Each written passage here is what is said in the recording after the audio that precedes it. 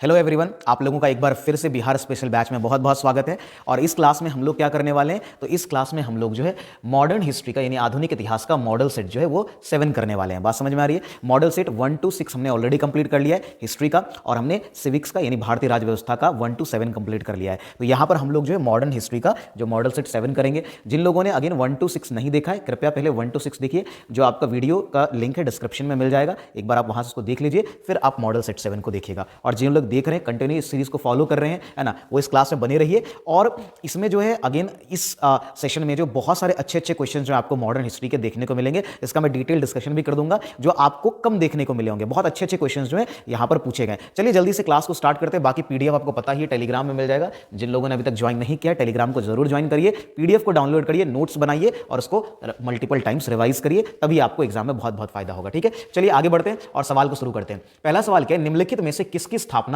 सुभाष चंद्र बोस द्वारा की गई थी? Communist party? बिल्कुल नहीं। नौजवान सभा? Socialist party? The forward block? तो हमने सुना है द फॉरवर्ड ब्लॉक के बारे में, ये पहले भी आई थिंक एक दो बार आया है सवाल। ठीक है, और ये फॉरवर्ड ब्लॉक की स्थापना जो है वो कब हुई थी? ये हुआ है आपका 1939 में, है ना। 1939 में सुभाष चंद्र बोस के द्वारा की गई थी। देखिए ये एक तरह का जो है वामपंथी राष्ट्रवादी राजनीतिक दल था, जिसको, है ना, सुभाष चंद्र बोस ने जिसकी स्थापना की। सुभाष चंद्र बोस के बारे में कई सवाल पूछे जाते हैं, ठीक है, तो उनके बारे में आप जरूर पढ़ करके जाइए। आप किसी भी एग्जाम के लिए अगर आपके मॉडर्न हिस्ट्री का आपका टॉपिक आता है तो आप सुभाष चंद्र बोस के बारे में भी अवश्य पढ़िए। इनसे क्वेश्चंस बनते ही बनते हैं। इन्होंने जो नारा दिया, है ना, ये कांग्रेस के कब सदस्य बने, वो सब चीजें यहां पर पॉसिबल नहीं है डिस्कस करना उतनी बातों को, लेकिन आप उसको जरूर पढ़ करके जाइए। ठीक है, अगला सवाल देखते हैं। महाराष्ट्र में गणपति महोत्सव की शुरुआत, गणपति महोत्सव और शिवाजी महोत्सव दोनों की शुरुआत किसने की थी? ये करने वाले थे बाल गंगाधर तिलक। किसने किया था? तो बाल गंगाधर तिलक ने गणपति और शिवाजी महोत्सव की शुरुआत की थी। बाल गंगाधर तिलक से रिलेटेड कई सारे क्वेश्चन जो है प्रीवियस मॉडल सेट में आ चुके हैं, जहां पर मैंने उनकी पत्रिका के बारे में बताया था। ठीक है, और सारी चीजें, कांग्रेस के बारे में उनका क्या संबंध था, वो, है ना, किस तरह के राष्ट्रवादी नेता थे, वो सारी बातें, उसने होम रूल लीग की स्थापना की, और सारी चीजें जो डिस्कस हो चुकी हैं। ठीक है, चलिए आगे बढ़ते हैं। अगला सवाल, स्वामी विवेकानंद का जन्म जो है वो कब हुआ था? तो स्वामी विवेकानंद का जन्म जो है 12 जनवरी, तो सबको पता है कि स्वामी विवेकानंद का जन्म जो है वो 12 जनवरी को हुआ, लेकिन कौन से ईयर में हुआ था ये आप हम सबको पता है। ठीक है, और इनको नहीं पता वो देख लीजिए 1863 में। अच्छा, 12 जनवरी को हम लोग एक दिवस मनाते हैं। कौन सा दिवस मनाते हैं? नेशनल यूथ डे, यानी राष्ट्रीय युवा दिवस हम लोग मनाते हैं। क्या मनाते हैं हम लोग? राष्ट्रीय युवा दिवस। ठीक है, राष्ट्रीय युवा दिवस मनाते हैं, तो ये भी ध्यान में रखना है। ठीक है, और वो हम लोग राष्ट्रीय, आपको पता है कि इन्होंने, है ना, 1893 में हुए शिकागो में जो धर्म सम्मेलन है, पहला, है ना, विश्व धर्म सम्मेलन, वहां पर भारत की तरफ से वो गए थे, भाग लिया था, और उन्होंने हिंदू धर्म के बारे में एक बहुत बड़ा, ठीक है, बेसिकली एक डिस्कशन या फिर एक तरह से कहिए कि एक प्रवचन भी दिया था। ठीक है, जो बहुत फेमस हुआ। ठीक है, आगे बढ़ते, स्पीच दिया था उन्होंने बेसिकली। आगे बढ़ते अगले सवाल की तरफ। बंगाल विभाजन के तुरंत बाद के क्रम में इनमें से कौन सी घटना हुई? देखिए पहले घटना का ईयर चेक कर लेते हैं, कौन सा कब हुआ था। पहले तो देख लीजिए, सबसे पहले ये बताइए कि बंगाल विभाजन कब हुआ। तो ये कई बार आ चुका है, लॉर्ड कर्जन के द्वारा 1905 में बंगाल विभाजन, धर्म के आधार पर बेसिक का बंटवारा किया गया था। जो बंगाल वाला क्षेत्र है ना, उसको, जिसमें अभी आप बांग्लादेश देखते हैं, उसको पूर्वी बंगाल कर दिया गया था, और जो अभी वर्तमान में आप बंगाल और झारखंड बिहार वाला क्षेत्र देख रहे हैं, इसको पश्चिमी बंगाल कर दिया। तो ये धर्म के आधार पर बांटा गया था। ठीक है, और धार्मिक विभाजन की शुरुआत जो है ना, यहीं से कहीं ना कहीं हुई थी। ठीक है, जो अंग्रेजों ने शुरू की थी। अब देखते हैं कि कब कब कौन सी चीजें, अगर रॉलेट एक्ट तो आपको पता होगा, ये 1919 में आया था। ठीक है, इसको काला कानून भी महात्मा गांधी ने कहा था, है ना, और आपको पता है कि इसमें किसी भी भारतीय सॉरी, है ना, इस एक्ट के तहत क्या हुआ था, किसी भी भारतीय जो है उनको जो है ना, बिना किसी वारंट के उनको डिटेन किया जा सकता, उनको गिरफ्तार किया जा सकता था, और 2 साल तक बिना किसी कार्रवाई के उनको जेल में बंद करके रखा जा सकता था। ठीक है, तो इसको काला कानून, इसी के खिलाफ आंदोलन, रॉलेट सत्याग्रह भी महात्मा गांधी ने शुरू किया था। 6 अप्रैल 1919 को जो है एक राष्ट्रव्यापी हड़ताल की घोषणा भी हुई थी। ठीक है, और महात्मा गांधी को एक्चुअली दिल्ली इंटर नहीं करने दिया गया था। उसके बाद आपको पता ही है कि, है ना, अप्रैल में ही कौन सी घटना हुई, है ना, 13 अप्रैल 1919 को जो है जालियांवाला बाग हत्याकांड जो हुआ, और वो इसी से संबंधित था, इसी से रिलेटेड था। ठीक है, फिर सूरत अधिवेशन की बात करते हैं। ये वही अधिवेशन है, 1907 का अधिवेशन है, जिसमें कांग्रेस बट गया था। कांग्रेस 2 दलों में बट गया था, है ना। कांग्रेस किस में बटा था? कांग्रेस 2 दलों में बट गया था, नरम दल और गरम दल। किसमें? तो ये नरम दल और गरम दल में बट गया था। ठीक है, कांग्रेस में 2 तरह के लोग थे। ठीक है, एक नरम दल और एक हमारा क्या हो गया, एक गरम दल। ठीक है, गरम दल में जैसे बाल गंगाधर तिलक, बिपिन चंद्र पॉल, ठीक है, ऐसे लाला लाजपत राय जैसे लोग थे। ठीक है, और नरम दल में, है ना, गोपाल कृष्ण गोखले या फिर और भी जो कांग्रेस के ओल्ड मेंबर्स सब थे बेसिकली वो लोग थे, है ना। आगे बढ़ते हैं। और इसमें ये तो 1907 में आता। मुस्लिम लीग की स्थापना की अगर बात करें तो ये 1906 में हुआ था, ठीक है। लेकिन सवाल पूछा है कि बंगाल विभाजन के जस्ट बाद, ठीक है। देखिए बंगाल विभाजन 1905 में होता है और इसी समय, अब इसका आंसर देखिए ये इसमें से अगर ऑप्शन में देखें तो ये आपको मुस्लिम लीग की स्थापना लग सकता है कि 1906 में होता है, 1905 के बाद। लेकिन यहां एक, चूंकि इनमें से कोई नहीं ऑप्शन दे करके इसको थोड़ा कंफ्यूजिंग बनाया गया, ठीक है। जब इनमें से कोई नहीं है तब आंसर ये होगा, क्यों? क्योंकि बंगाल विभाजन के जस्ट बाद जो उसी साल स्वदेशी आंदोलन हुआ था और ये बड़ी घटना थी, ठीक है। कौन सा आंदोलन हुआ था? आपका स्वदेशी आंदोलन हुआ था, ठीक है, आंदोलन। और ये एक बड़ी घटना थी, तो आप इसको है ना स्किप नहीं कर सकते। बात समझ में आ रही है? तो इसका मतलब ये हुआ, ठीक है, ये 1905 में ही हुआ था, 1905 में आपका हुआ था। बात समझ में आ रही है? ठीक है, तो इसलिए ये आंसर होगा आपका स्वदेशी आंदोलन जो है 1905 का, ये होगा। क्लियर है? ठीक है। हाँ, अगर यहां पर कोई और दे देता ऑप्शन और उसका डेट मान लीजिए 1906 से के बाद का होता, तब आंसर ये होता, ठीक है। आगे बढ़े, तो ये सारी चीजें हमने चेक कर ली। अगला सवाल देखते हैं। सत्यशोधक समाज की स्थापना, कई बार आया, ज्योतिबा फुले ने, है ना, 1873 ईस्वी में, 1873 में जो है वो सत्यशोधक समाज की स्थापना की। ज्योतिबा फुले कई चीजों के लिए जाने जाते हैं, खास करके जो लड़कियों के लिए जो पहला स्कूल है हमारे देश में, है ना, लड़कियों के लिए पहला स्कूल जो है इन्होंने बनवाया था। लड़कियों के लिए पहला स्कूल, है ना, कि और ये 1800 है ना 1848 में इन्होंने बनाया था। पहला जो है स्कूल जो है इन्होंने बनवाया था, ठीक है। कब बनाया था? 1848 में, 1848 में ज्योतिबा फुले ने। और उस स्कूल की प्रिंसिपल किसको बनाया था? उनकी पत्नी थी सावित्री बाई फुले, है ना, वो बनी थी। बात समझ में आ रही है? तो ये सारी चीजें ध्यान में रखेंगे। आगे बढ़ते हैं। पिंडारियों के दमन का श्रेय किसको जाता है? देखिए पिंडारियों का दमन का श्रेय जो इसकी दमन की नीति लॉर्ड हेस्टिंग्स लेकर के आए थे 1913 में, ठीक है, सॉरी 1813 में, 1900 नहीं 1813 में, 1813 में जो है लॉर्ड हेस्टिंग्स जो है उन्होंने पिंडारियों के दमन की नीति को वो लेकर के आए। पिंडारी कौन थे? अगर आपने इस पर एक मूवी भी आई थी, सलमान खान की मूवी आई थी, मुझे नाम तो एग्जैक्टली नहीं याद है, ठीक है। तो उसमें पिंडारियों की कहानी, उसके फादर जो मिथुन चक्रवर्ती हैं वो उसके फादर बने हुए हैं, ठीक है। तो पिंडारी बेसिकली क्या थे? ये मोस्टली घुड़सवार थे, ठीक है। और ये जो है मराठाओं के साथ बेसिकली चलते थे, ठीक है, मराठाओं के लिए लड़ते भी थे। और इनको कोई वेतन नहीं मिलता था। बस बेसिकली क्या होता था, मराठा जिन क्षेत्रों को जीतते थे, है ना, और मतलब जो हारा हुआ क्षेत्र है उनको ये लोग लूट लेते थे, या फिर कहिए कि वहां से चीजों को इकट्ठा करके ये सर्वाइव करते थे, पिंडारी, ठीक है। तो पिंडारियों का दमन जो है लॉर्ड हेस्टिंग्स ने किया था 1813 में, वो इसको लेकर के नीति भी लेकर के आए थे। राष्ट्रीय शिक्षा की जो सार्जेंट योजना है, कि सार्जेंट योजना जो राष्ट्रीय शिक्षा से संबंधित, ये कब आया था? ये आया था 1944 में। कब आया था? 1944 में आया था। इसको आप याद रखेंगे। कूका आंदोलन के सूत्रधार कौन थे? अब कूका आंदोलन को थोड़ा बढ़िया समझिए, क्योंकि कूका आंदोलन कई बार पूछ लिया जाता है, ठीक है, पूछा गया है एक्चुअली। कूका जो है, ठीक है, कूका एक तरह ये पंथ था, इसको नामधारी मतलब सिखों का जो ये सिखों का एक था, इसको नामधारी संप्रदाय भी कहा गया, ठीक है। इसको क्या कहा गया? ये नामधारी संप्रदाय, ठीक है, नामधारी संप्रदाय, ठीक है, संप्रदाय कहा गया, ठीक है, नामधारी संप्रदाय। ये सिखों का एक संप्रदाय था, है ना, किसका था? ये सिखों का एक संप्रदाय था। बात समझ में आ रही? कूका, ठीक है। अब ये समझिए, ये जो कूका पंथ, कूका इस पंथ की जो स्थापना है ना, इस पंथ की स्थापना किसने की? ठीक है, इस पंथ की स्थापना जो है ये 1840 में हुई, 1840 में। कब हुई थी? तो ये जो कूका पंथ है इसकी स्थापना 1840 में हुई। और इसकी स्थापना का श्रेय जो जाता है वो किसको जाता है? वो जाता है भगत जवाहर मल को। किसको जाता है? भगत जवाहर मल को जो है वो इसका श्रेय जाता है। किसको जाता है? भगत, है ना, जवाहर, है ना, ये जाता है आपका भगत जवाहर मल को, है ना, जवाहर मल, ठीक है, इनको जाता है। और इन्होंने ही कूका आंदोलन की एक तरह से शुरुआत की, ठीक है। लेकिन कूका आंदोलन जो मेनली हुआ वो राम सिंह, इसको पूरा नाम इनका नाम राम सिंह नामधारी था, ठीक है, नामधारी, इनके नेतृत्व में हुआ था, ठीक है, नामधारी इनके नेतृत्व में हुआ था। बात समझ में आ रही? कब? 1871-72 के समय में हुआ था। बात समझ में आ रही है? ठीक है, क्लियर हो रहा है? तो ये 1871-72 में जो है राम सिंह, है ना, नामधारी के नेतृत्व में जो है कूका आंदोलन जो है मेनली हुआ था। अब देखिए और भी एक दो चीजें यहां पर आप ध्यान में रख सकते हैं, ठीक है।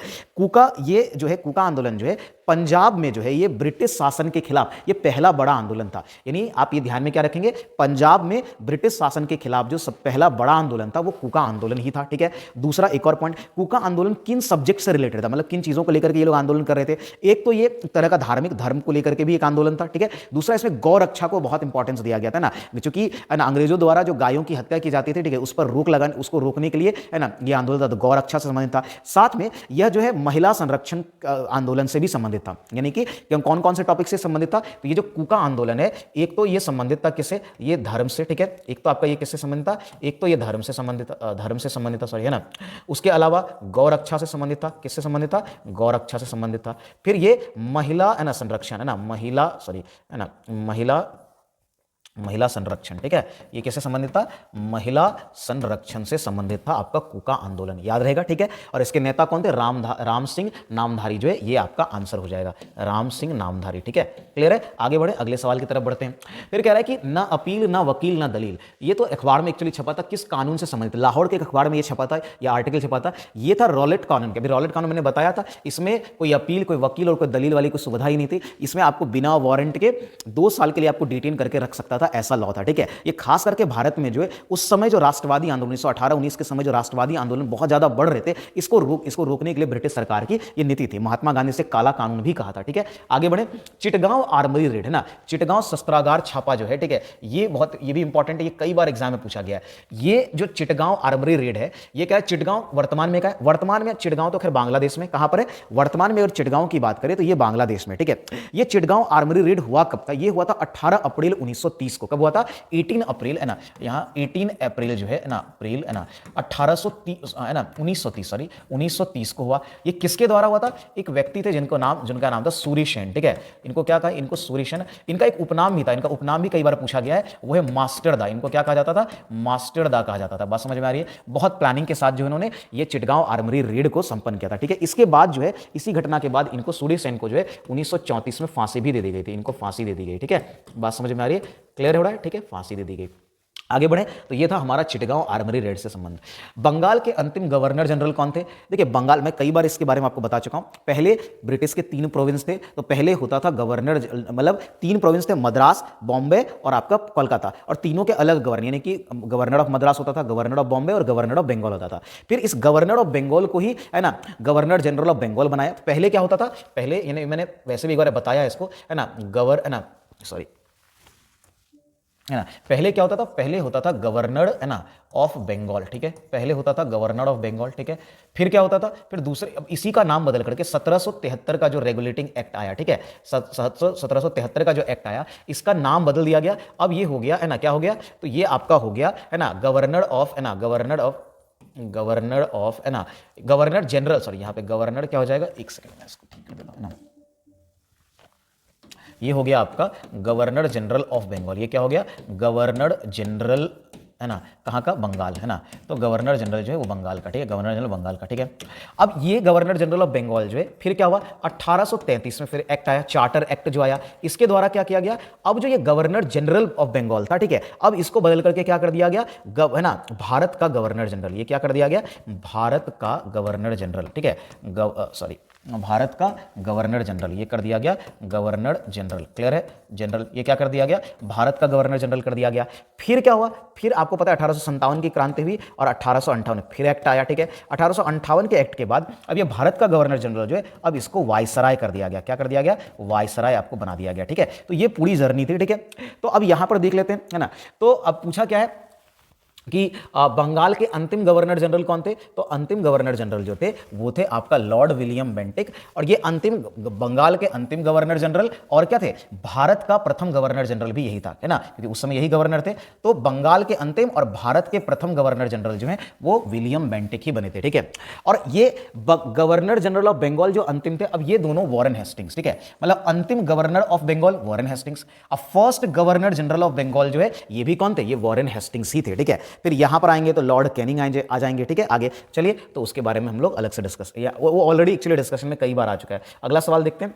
अगला सवाल है सरदार वल्लभ भाई पटेल के नेतृत्व में जो बारदोली आंदोलन हुआ था, ठीक है, कह रहा है कि आंदोलन कब हुआ था? तो ये तो 1928 का आंदोलन था और यही वो आंदोलन है जिसकी सफलता के बाद जो है वहां की महिलाओं ने सरदार मतलब पटेल को, वल्लभ भाई पटेल को सरदार की उपाधि भी दी थी। ये आंदोलन किससे संबंधित था? तो ये जो आंदोलन है अन्यायपूर्ण करों के खिलाफ आंदोलन था। ये जो बारदोली का आंदोलन था, है ना, ये किसके खिलाफ था? अन्यायपूर्ण करों, है ना, ये अन्यायपूर्ण करों के, और यहीं पे उनको सरदार की उपाधि भी मिली थी, अन्यायपूर्ण करों के विरोध में, है ना, करों के विरोध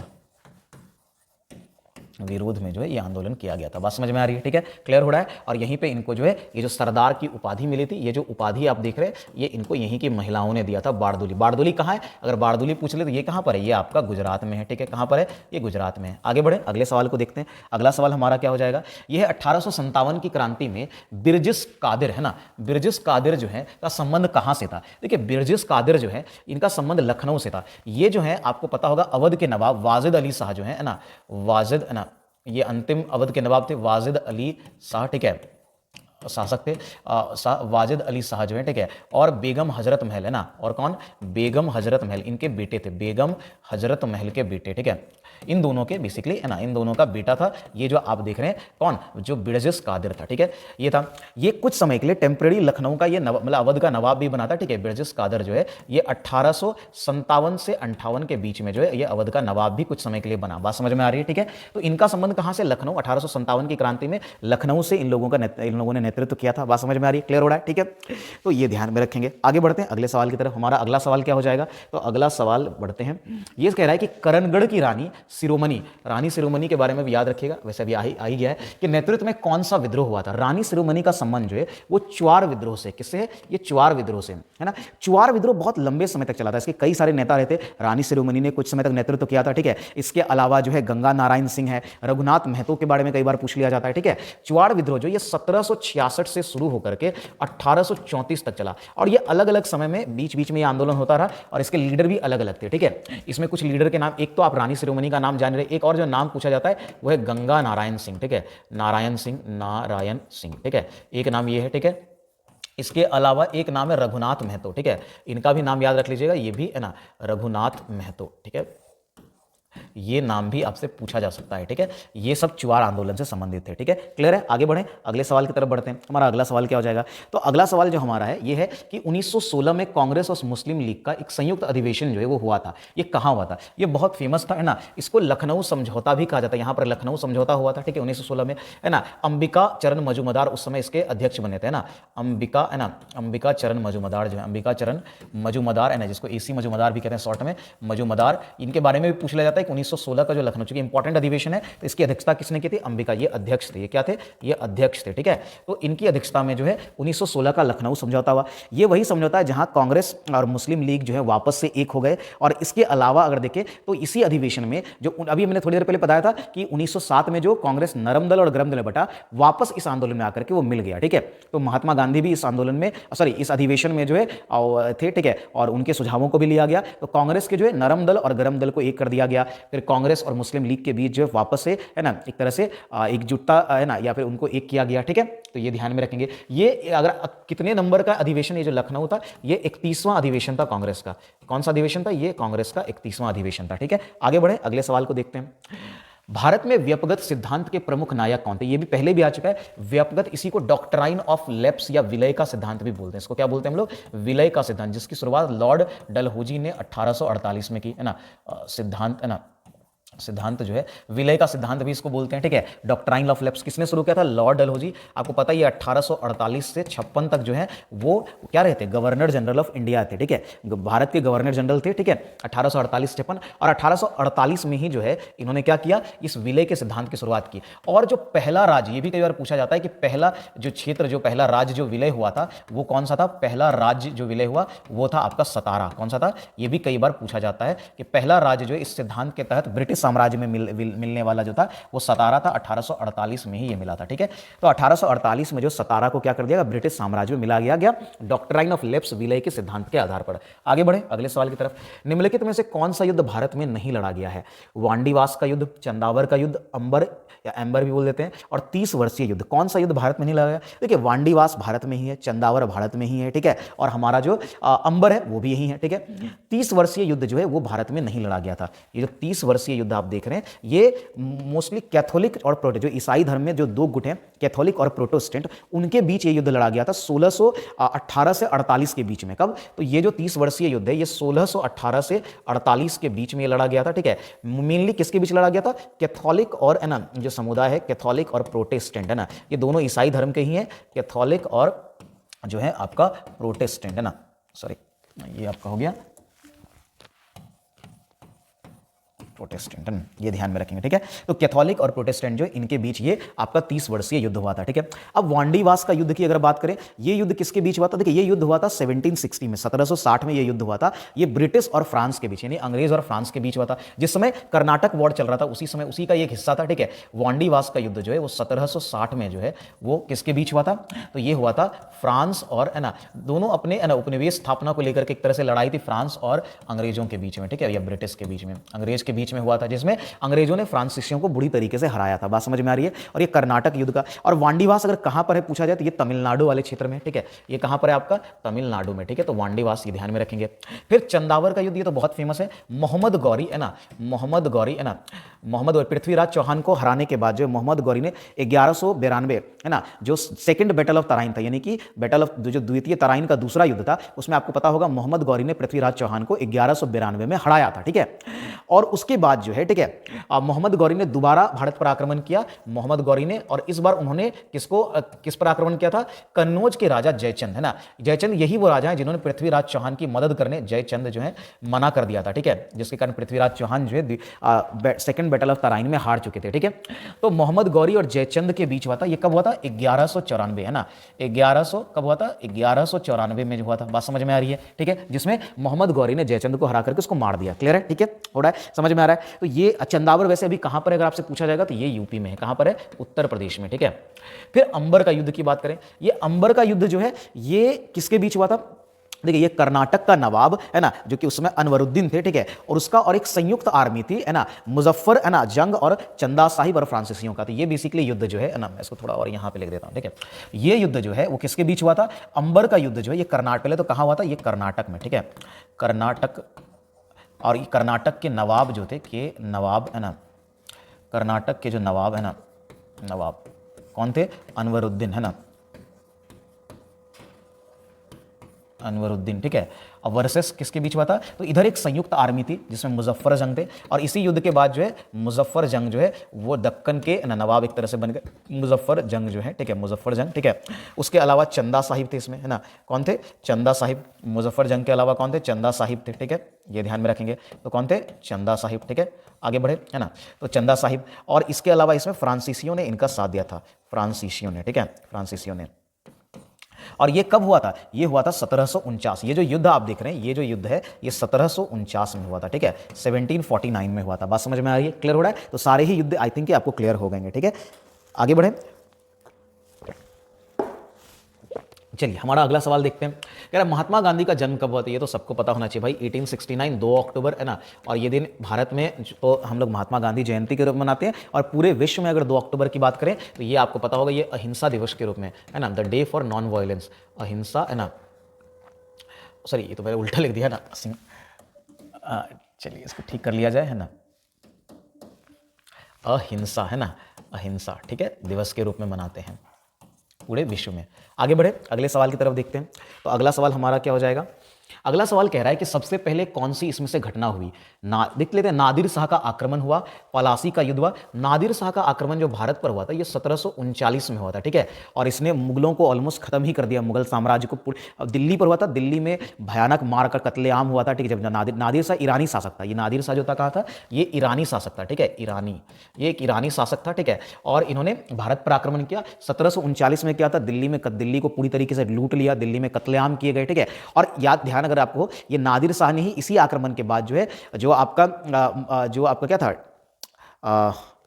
जो बहुत फेमस मयूर वाला जो सिंहासन है, मयूर सिंहासन जो है, ठीक है, पिकॉक थ्रोन जिसको हम लोग बोलते हैं ना, वो पिकॉक थ्रोन अपने साथ लेके गया था, ठीक है। और कुछ हीरे सब भी जो है वो अपने साथ लेकर के गए थे। पिकॉक थ्रोन जो है नादिर शाह के आक्रमण के बाद, ये पिकॉक थ्रोन के साथ ये कोहिनूर का हीरा भी लेकर के गया था, पिकॉक थ्रोन। बाद में कोहिनूर का हीरा तो है ना, जो राजा कौन थे, ठीक है, पंजाब के राजा जो थे है ना, उन्होंने उसको वापस से छीन लिया था है ना, मतलब ले लिया था बेसिकली। अब बाद में उनसे अंग्रेजों ने ले लिया, ठीक है, ये कहानी थी।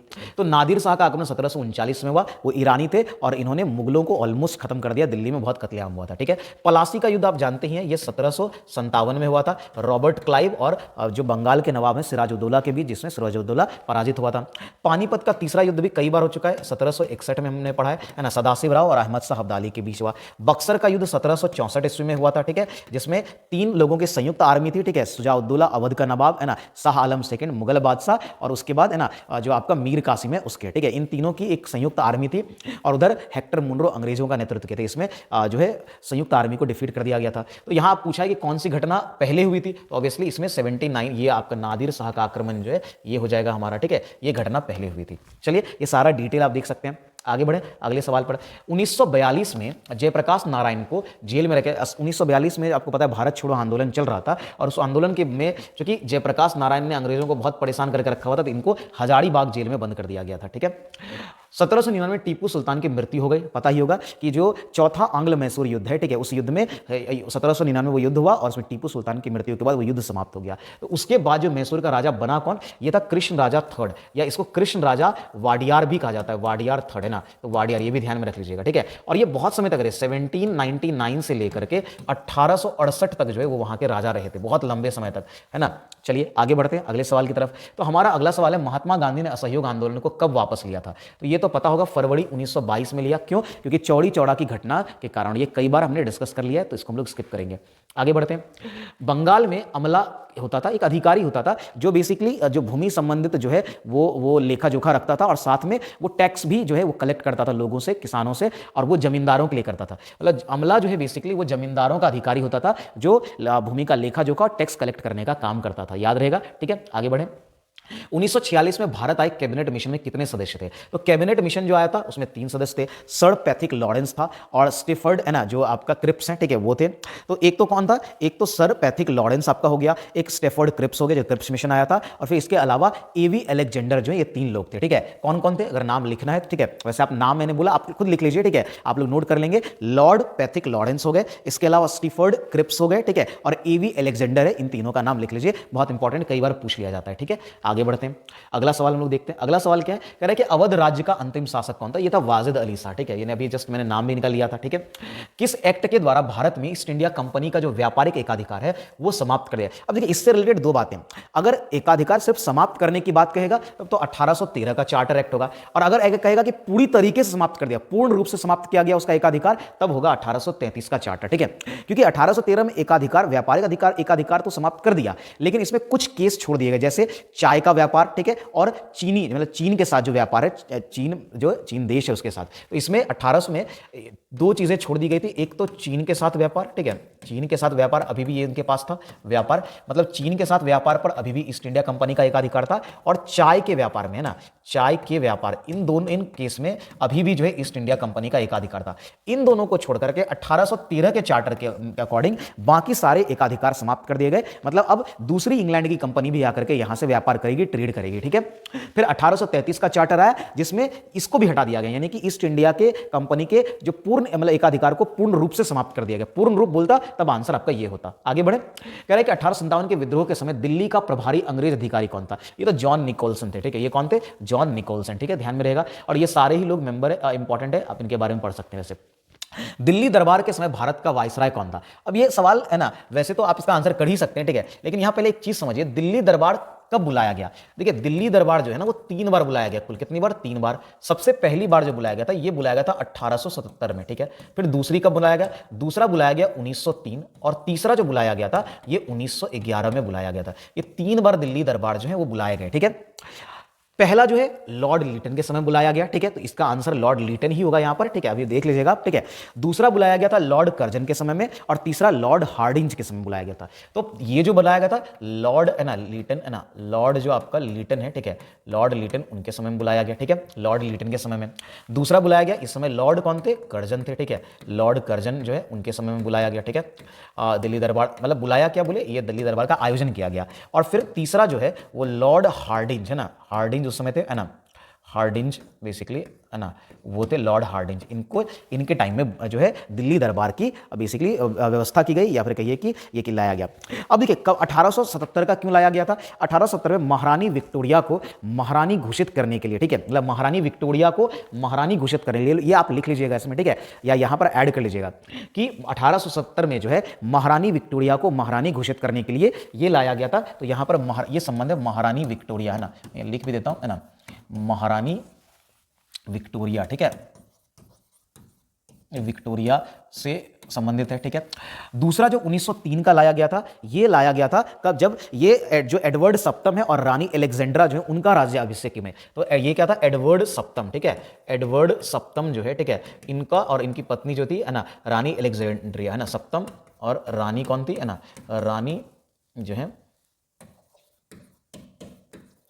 अलेक्जेंड्रा है ना, जेंड्रा बेसिकली था, अलेक्जेंड्रा, ठीक है। तो इनके राज्याभिषेक के लिए फिर 1911 में, ये तो बहुत सबसे ज्यादा फेमस है, जॉर्ज पंचम आए थे, ठीक है, जॉर्ज 5 आप लिख सकते हैं, जॉर्ज 5 और इनकी पत्नी रानी मैरी थी, ठीक है। तो इनकी वाइफ जो है वो मैरी, ठीक है, ये दोनों भारत आए थे, तो उसमें, ठीक है, उसमें दिल्ली दरबार का आयोजन किया गया था। तो ये ध्यान में रखेंगे कि दिल्ली दरबार का कितनी बार आयोजन किया गया, तो दिल्ली दरबार का 3 बार आयोजन किया गया था। कब कब किया गया है ना, 1870 में लॉर्ड लीटन के समय में किया गया, उस समय महारानी विक्टोरिया को महारानी घोषित किया गया था, ठीक है। 1903 में लॉर्ड कर्जन के द्वारा किया गया इसका आयोजन, एडवर्ड सप्तम और रानी अलेक्जेंड्रा जो है उनके राज्याभिषेक के लिए, और 1911 में लॉर्ड हार्डिंज के द्वारा किया गया था, जॉर्ज पंचम और जो रानी मैरी है उनको, वो आए थे भारत उसके लिए, ठीक है। तो ये ध्यान में रखेंगे। आगे बढ़ते हैं अगले सवाल की तरफ। हमारा अगला सवाल क्या हो जाएगा, चलिए अगला सवाल है हमारा, किस अधिनियम के द्वारा अंग्रेजों ने है ना घोषणा की कि भारत में अधिकारियों की नियुक्ति में राष्ट्रीयता और रंग के आधार पर भेदभाव नहीं होगा। ये कौन सा चार्टर था, ठीक है। देखिए ये चार्टर आपका था चार्टर ऑफ 1833,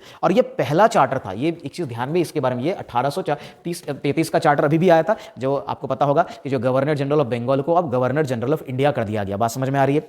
ये पहला एक्ट था जिसने क्या किया, मूल निवासियों को देश में प्रशासन साझा करने का अवसर दिया, है ना, एडमिनिस्ट्रेशन में बेसिकली एक तरह से रोल दिया। बात समझ में आ रही है। ये 1833 का जो है वो आपका चार्टर अधिनियम है, तो याद रखेंगे। आगे बढ़ते हैं। लॉर्ड विलियम बेंटिक उस समय गवर्नर थे जब ये चार्ट आया था, मतलब ये 1833 का चार्टर एक्ट आया था। इनमें से किसने द हिंदू एसोसिएशन की स्थापना की? इसमें से तो एक ही है जो है श्रीमती एनी बेसेंट ने की थी, और ये कहां पर की थी, ये मद्रास में की थी। ये बस ध्यान में रखना है कि मद्रास में हिंदू एसोसिएशन की जो स्थापना है वो किसने की थी, एनी बेसेंट ने की थी। किसने की थी, एनी बेसेंट। पूछा और कौन से ईयर, अगर ईयर पूछ ले तो ये फिर आ जाएगा 1904 में किया था। बात समझ में आ रही है, क्लियर हो रहा है। चलिए आगे बढ़ते हैं, अगले सवाल को देखते हैं। अगला सवाल हमारा क्या है, ये है कि इनमें से कौन नहीं, ये अहरार होगा, ठीक है। एक्चुअली यहाँ स्पेलिंग थोड़ा एरर है, ये होगा अहरार आंदोलन, ठीक है। निम्नलिखित में कौन सा अहरार आंदोलन से संबंधित नहीं है? हसन इमाम ये थे, ठीक है। ये देखिए अहरार आंदोलन जो है ना 1910 में हुआ था, ठीक है। ये मुस्लिम जो है लोगों का आंदोलन था, मुस्लिम समुदाय के लोगों का आंदोलन था, ठीक है। इसमें हसन इमाम थे, ठीक है, हसन इमाम तो थे ही। मौलाना जफर अली खान ये भी थे, ठीक है।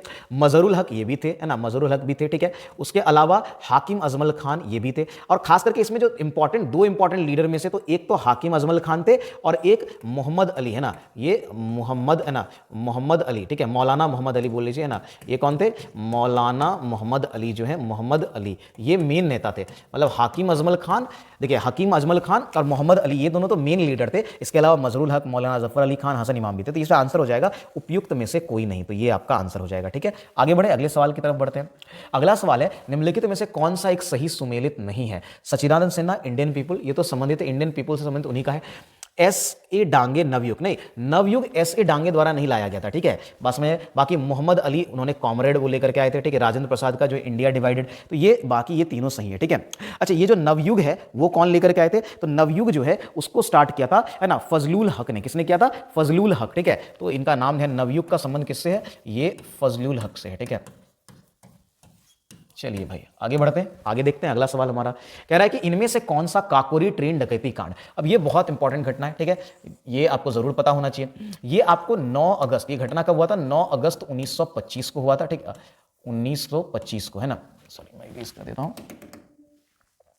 ये घटना जो है आपका 1925 को हुआ था। इस घटना को जो है HRA, हिंदुस्तान रिपब्लिकन आर्मी जो है, इसके, है ना, revolutionary army, actually Hindustan revolutionary army जो है ना, उसके द्वारा जो है ये घटना, ये जो काकोरी ट्रेन डकैती है इसको किया गया था। ये काकोरी कहां पर है? ये यूपी में, यूपी वाला क्षेत्र है, ठीक है। और इसी घटना के बाद जो है, ठीक है, राम प्रसाद बिस्मिल, अशफाक उल्लाह खां, ठीक है, और रोशन सिंह, है ना। तो राम प्रसाद बिस्मिल, अशफाक उल्लाह खां और रोशन सिंह, इन तीनों को फांसी दे दी गई थी ना, इन तीनों को फांसी दी गई थी 1927 में, 1927 में इन तीनों को फांसी दी गई थी, ठीक है। ये भी ध्यान में रखेंगे। यहां पूछा कि इसमें कौन संबंधित है? ये तीनों तो थे ही, ठीक है। तो यहां हो जाएगा सुखदेव, ठीक है। सुखदेव का संबंध जो है इससे काकोरी ट्रेन डकैती कांड से नहीं था। आगे बढ़े, अगला सवाल, निम्नलिखित में से कौन सा एक सही सुमेलित नहीं है? चौड़ा चौड़ी कांड 1920, ये तो पहला ही हो गया, अभी जस्ट आया था। चौड़ी चौड़ा कांड के बारे में मैंने बताया था, ये तो फरवरी 1922 में, फरवरी 1922 को हुआ था। बाकी दांडी यात्रा 1930 में सही है। गांधी अरविंद समझौता 1931 में, पूना पैक्ट 1932 में महात्मा गांधी और भीमराव अंबेडकर के बीच हुआ था। चलिए, बंगाल में एक नए भू अभिजात वर्ग की स्थापना करने वाले व्यक्ति कौन थे? ये मुर्शिद कुली खां थे, ठीक है। बंगाल के नवाब थे, ठीक है, बंगाल के नवाब थे, बहुत फेमस नवाब रह चुके हैं, ठीक है, मुर्शिद कुली खां, ठीक है। चलिए आगे बढ़ते हैं, है ना। अमृत बाजार पत्रिका, इसके संस्थापक कौन थे? इसके तो एस.के. घोष, शिशिर कुमार घोष जो है, इन्होंने 1868 में है ना ये जो पत्रिका है अमृत बाजार, इसका संपादन किया था। ठीक है, शिशिर कुमार घोष ने। आगे बढ़े, अगला सवाल देखते हैं। देशी राज्यों के साथ संबंधों में सर्वोच्चता की शक्ति को सुस्पष्ट रूप से किसने परिभाषित किया? ये क्वेश्चन थोड़ा सा कंफ्यूजिंग है, ठीक है, लेकिन ये किया था किसने? ये किया था लॉर्ड कर्जन ने। लॉर्ड कर्जन का है, लॉर्ड कर्जन ने किया था। ठीक है, सर्वोच्चता की शक्ति को सुस्पष्ट किया था किसने? तो वो किया था आपका लॉर्ड कर्जन ने। आगे बढ़ते हैं, इसको बस आप ध्यान में रख लीजिए। किसने दास्ता की संस्था की आलोचना की और इसको गैर इस्लामी? तो ऑब्वियसली पूछा जा रहा है, ये सैयद अहमद, जो सर सैयद अहमद खान थे, जिन्होंने है ना अलीगढ़ आंदोलन भी किया था। अलीगढ़ विश्वविद्यालय की स्थापना जो है उन्हीं के द्वारा की गई थी। तो इन्होंने जो है बेसिकली और ये जो मतलब दास्ता का सिद्धांत है या जो अंग्रेजों की गुलामी है बेसिकली कहिए, है ना, सर सैयद अहमद खान का ये मानना था कि जो दास्ता या गुलामी है वो क्या है? वो गैर इस्लामी प्रक्रिया है। ठीक है, और वो उसका विरोध करते थे। और आपको पता है ये उनमें से पहले व्यक्ति थे जो है ना मुस्लिम समाज के शिक्षा के लिए लड़े, है ना, और उनकी शिक्षा को बढ़ावा देने में इन्होंने बहुत बड़ा योगदान दिया। उनका ये मानना था कि मुस्लिमों का विकास तभी हो पाएगा जब वो शिक्षित हो पाएंगे, उनमें उच्च शिक्षा है ना आएगी। ठीक है, आगे बढ़ते हैं अगले सवाल की तरफ। अगला सवाल हमारा क्या हो जाएगा? कह रहा है कि 1904 में किसने अभिनव भारत होगा, अभिनय नहीं होगा, अभिनव भारत सोसाइटी है ना, अभिनव भारत सोसाइटी को संगठित किया था? ये तो बीडी सावरकर थे। ठीक है, बीडी सावरकर ने अभिनव भारत सोसाइटी को संगठित किया था। ये 1904 की बात है, 1904 की बात है। अभिनव भारत सोसाइटी को संगठित किसने किया था? वो किया था आपका, है ना, किसने किया था भाई? तो ये किया था हमारा किसने? तो ये बीडी सावरकर ने। तो अच्छा, एक दो पॉइंट आप यहां देखिए। ये जो अभिनव भारत सोसाइटी, इसको यंग इंडिया सोसाइटी भी कहा जाता था। क्या कहा जाता था? आप इनका नाम ये ध्यान रख सकते हैं, इसको यंग इंडिया सोसाइटी भी कहते थे। इंडिया सोसाइटी, ठीक है, यंग इंडिया सोसाइटी जो है इसको सोसाइटी कहते थे। क्या कहते थे? यंग इंडिया सोसाइटी कहते थे। किसको? तो अभिनव भारत सोसाइटी को कहते थे यंग इंडिया सोसाइटी। ध्यान में रहेगा। आगे चलिए, ठीक है, वीडी सावरकर के बारे में बहुत कुछ है जानने को। ठीक है, इनके बारे में, ये हिंदू महासभा के अध्यक्ष भी रहते, 1937 से 43 के बीच में रहते। ठीक है, ध्यान रखिएगा। चलिए आगे बढ़ते हैं। तो अगला सवाल हमारा क्या है, देखते हैं। अगला सवाल है 1941 में व्यक्तिगत सविनय अवज्ञा, या फिर इसी को जो है सविनय अवज्ञा से ज्यादा बेहतर है एक शब्द व्यक्तिगत सत्याग्रह जो है, क्योंकि ये आंदोलन एक्चुअली हुआ था। व्यक्तिगत सत्याग्रह जो है के द्वारा युद्ध के प्रयासों का शांतिपूर्वक विरोध करने का निर्णय किसने लिया था? ये तो महात्मा गांधी ने लिया था। अब थोड़ा व्यक्तिगत सत्याग्रह के बारे में सुनिए। देखिए, व्यक्तिगत सत्याग्रह की शुरुआत कब हुई? हुआ क्या था कि उस समय 1939 में जब द्वितीय विश्व युद्ध शुरू हुआ, ठीक है, तो लॉर्ड लिनलिथगो जो है उस समय यहाँ के वाइसराय थे। ठीक है, लॉर्ड लिनलिथगो ने क्या किया? उन्होंने खुद ये ये अनाउंस कर दिया कि भारत जो है द्वितीय विश्व युद्ध में अंग्रेजों की तरफ से लड़ेगा, ब्रिटेन की तरफ से लड़ेगा। ठीक है, जबकि इसके लिए उसने किसी भी राजनीतिक दल से, है ना, बातचीत नहीं की थी। कांग्रेस इससे बहुत नाराज थे और महात्मा गांधी ने इसी के विरोध में जो है व्यक्तिगत सत्याग्रह की शुरुआत की। व्यक्तिगत सत्याग्रह में क्या होता था? नाम से देखिए, व्यक्तिगत सत्याग्रह। इसमें क्या होता था? महात्मा गांधी सत्याग्रही को चुनते थे और वो अलग अलग जगह जो है चुने गए स्थानों पर जाकर के भाषण देते थे इसके विरोध में। ठीक है, और मतलब वो एक क्लियर करना चाहते थे जनता को, ये साफ तक कि वो द्वितीय विश्व युद्ध में भारत शामिल नहीं हो रहा। ठीक है, अंग्रेजों का समर्थन नहीं कर रहा। ठीक है, तो व्यक्तिगत सत्याग्रह यहां शुरू हुआ। ये शुरू हुआ था 1940 में। कब शुरू हुआ? 1940 में, है ना। और ये कहां से शुरू हुआ था? ठीक है, ये अक्टूबर में 17 अक्टूबर को जो है ये शुरू, 17 अक्टूबर 1940 को जो है व्यक्तिगत सत्याग्रह की शुरुआत हुई। और ये शुरू हुआ था पवनार आश्रम। आपने ये सवाल भी, पवनार आश्रम से भी कई बार सवाल पूछा गया, खास करके बिहार एसएससी के एग्जाम में कई बार पूछा गया। पवनार आश्रम जो है ना, कहां पर है? ये महाराष्ट्र में। और ये आचार्य विनोबा भावे का आश्रम है। क्यों इसको चुना गया आप समझ जाएंगे।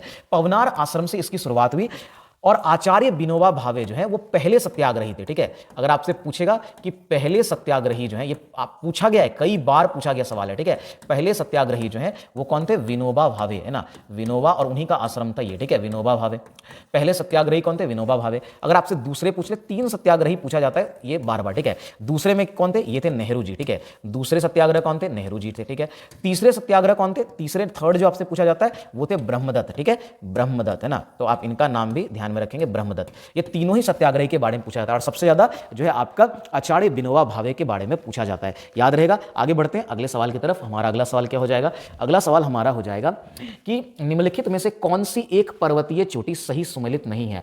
अबोर झारखंड में, है ना, दूनागिरी उत्तराखंड में, ये सही है। ठीक है, मतलब ये सही है। ठीक है, मिकीर असम में, ये भी सही है। नीमगिरी ओडिशा, ये भी ठीक है। ठीक है, देखिए अबोर झारखंड में नहीं, अबोर जो है या इसको एबोर की पहाड़ी बोलते हैं। ठीक है, ये चीन वाले क्षेत्र और अरुणाचल प्रदेश, है ना, और अरुणाचल प्रदेश के बीच जो है ये बाउंड्री की तरह, है ना, अरुणाचल वाले क्षेत्र में है, ठीक है, ये उधर है, ये झारखंड में तो बिल्कुल भी नहीं है एबॉर की पहाड़ी। तो आंसर हमारा क्या हो जाएगा, आंसर हमारा ये होगा, ठीक है, कंफ्यूजन होना है, आंसर हमारा ये हो जाएगा, ठीक है। आगे बढ़े, अगले सवाल की तरफ बढ़ते हैं। कह रहा है कि निम्नलिखित में से किसने 1857 की क्रांति को राष्ट्रीय क्रांति, नेशनल रिवॉल्ट घोषित किया, कौन से अंग्रेजी अधिकारी थे। ये देखिए ब्रिटिश हाउस ऑफ कॉमन्स में बेंजामिन डिज़रेली जो है उन्होंने इसको यानी कि 1857 की क्रांति को जो है राष्ट्रीय क्रांति कहा था। और बाकी जैसे मेटकॉफ है या फिर जैसे मैलिसन है, इन लोगों ने तो इसको सिपाही विद्रोह कहा था। इसको उन्होंने क्या कहा था, इन्होंने इन लोगों ने इसको सिपाही विद्रोह कहा था, है ना, विद्रोह कहा था, ठीक है। आगे बढ़े अगले सवाल की तरफ। अगला सवाल है, भारतीय स्वतंत्रता आंदोलन में 1942 में गांधी जी द्वारा कौन सा आंदोलन, ये तो भारत छोड़ो आंदोलन, ये सबको पता है, ठीक है। आगे बढ़ते हैं अगले सवाल की तरफ। स्वामी सहजानंद संबंधी, ये पीछे भी आ चुका है, ये बिहार में किसान आंदोलन संबंधित है, आप पिछला वाला वीडियो देखिएगा 6th वाला, उसमें मैंने इसको डिटेल में डिस्कस किया है, ठीक है। आगे बढ़ते हैं, ये हमने कर लिया, यहां हमने 45 क्वेश्चन किया, 50 इसलिए नहीं थे क्योंकि 5 क्वेश्चंस को मैंने है ना पीपीटी से हटवा दिया था, वो सेम ही क्वेश्चंस बार बार रिपीट हो रहे थे, ठीक है। तो ये ध्यान में रखें, यहां हमने 45 क्वेश्चंस जो वो कंप्लीट किया। आज के क्लास में इतना ही रहेगा, ठीक है। जो लोग भी वीडियो देख रहे हैं, वीडियो को लाइक जरूर करिए। आप लोग लाइक करने में बहुत कंजूसी दिखाते, पता नहीं क्यों, ठीक है। बहुत सारे लोग देखते हैं बट लाइक है ना बहुत कम रहता है, तो आप लोग वीडियो को लाइक जरूर करिए और वीडियो को शेयर जरूर करिए, है ना, अपने फ्रेंड्स एंड फैमिलीज में जरूर इसको शेयर करिए, है ना। जो लोग भी तैयारी कर रहे हैं उनके लिए मैं विश्वास दिलाता हूं ये सीरीज बहुत बहुत हेल्पफुल होने वाला है, खास करके आने वाले बिहार एसएससी और जो आपका बीपीएससी सबका एग्जाम होगा उसमें बहुत हेल्पफुल होने वाला है। और अगर आप बिहार टीचर के आज का आपने अगर क्वेश्चन ध्यान से देखा होगा नीचे, तो बहुत सारे क्वेश्चन बिहार जो मतलब है ना बिहार स्टेट एग्जाम जो टीचर एग्जाम उसमें पूछे गए थे, ठीक है। तो आज के लिए इतना ही इस वीडियो में, मिलते हैं इस सीरीज के नेक्स्ट वीडियो में। आज के लिए इतना ही, धन्यवाद, जय हिंद।